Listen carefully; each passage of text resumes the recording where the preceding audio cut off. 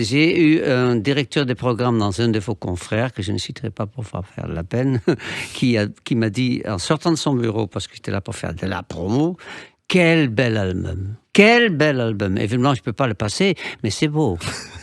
Et donc, j'avais vaguement envie de l'étrangler. Mais il y a un problème que vous allez connaître, chère consoeur. C'est-à-dire qu'à un certain âge, on ne peut plus trop espérer dépasser en radio. Moi, je pense que ce n'est pas une question d'âge. Je pense que c'est une question d'avoir déjà été là. Donc, je pense que même il y a des artistes qui peuvent avoir, quand ils ont commencé, par exemple, à l'âge de 15 ans et qui se trouvent à 30 ans, ils sont, pour les gens, là, juste trop longtemps. On est dans la société de consommation, on veut du nouveau. Et moi, j'aimerais bien qu'on enlève le mot âge. Oui, c'est ce que tu disais tout à l'heure. Oui, parce que le mot, oui, parce que le mot âge, en fait, il est inventé pour dire aux petits, tu es encore trop petit pour avoir des bonnes idées, tu es encore trop, tu dois attendre toute ta vie, tu dois attendre. et puis une fois que tu as 30 ans, on dit que c'est fini. Donc c'est peut-être pas 30 ans, mais...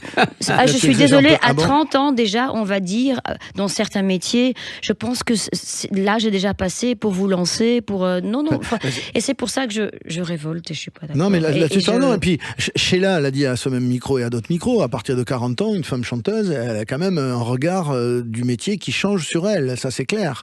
Il y a un jeunisme, je pense qui est là. Je pense pas que la femme chanteur, je pense que les hommes chanteurs aussi, je veux dire, je pense que peut-être plus la femme, je pense. Beaucoup de choses. Qui fait les deux, encore plus. Non, mais alors, c'est toi qui vas nous l'expliquer du coup. C'est la femme ou l'homme alors? Pardon, non, Axel, je pense évidemment plus les femmes que les hommes. Oui. Mais, attendez, je vais t'interrompre parce qu'avant que j'oublie, il y a un exemple parfait, en tout cas en France, d'une radio qui s'appelle, on peut le dire, Nostalgie. Oui, bien sûr. Et qui a décidé, je ne sais pas exactement il y a combien d'années, peut-être 5 ans, peut-être 10 ans, de ne plus passer les chanteurs autres qu'à partir des années 80. Je le comprends, hein. Parce que les acheteurs et les acheteuses, surtout, sont des gens qui ont, on va dire, 40 ans. Donc, pour eux, les années 80, c'est déjà leur nostalgie à eux. Oui. Mais moi, quand j'ai passé beaucoup dans cette radio, que j'entendais ni Brel, ni Brassens, ni Bicot, ni Ferré, ni Ferrat, etc. Ouais, on se demande où ils sont et où ils passent. Non mais attends, donc, et en plus... là, c'est l'âge, ce n'est que l'âge. Non mais je suis d'accord. Et premièrement, tu vas te demander, est-ce que ça veut dire aussi qu'à partir de 40 ans, ils doivent quitter leur poste, ceux qui font de la radio? Parce que... Et après... ça, c'est encore... oui, non, il faut juste le tuer.